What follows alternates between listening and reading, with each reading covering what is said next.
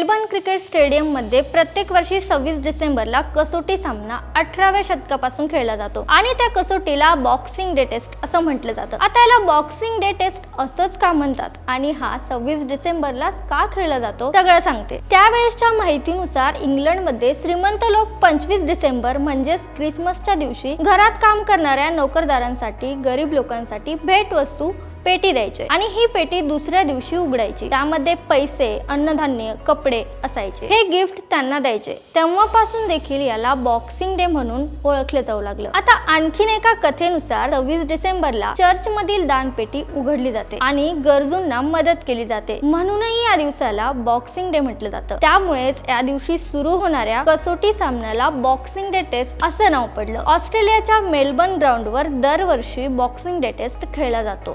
शिवाय दक्षिण आफ्रिका आणि न्यूझीलंड या देशातही बॉक्सिंग डे कसोटी खेळला जातो। 1992 मध्ये मेलबर्नला ऑस्ट्रेलिया आणि न्यू साऊथ वेल्स संघात ख्रिसमस नंतर एक सामना झाला होता। त्यानंतर 1950 मध्ये ऑस्ट्रेलिया आणि इंग्लंड यांच्यात 22 ते 27 डिसेंबर या दरम्यान सामना झाला होता। त्याला पहिला बॉक्सिंग डे टेस्ट म्हणून ओळखलं जातं। अशाच युनिक क्रिकेट व्हिडिओसाठी सकाळला फॉलो करायला विसरू नका।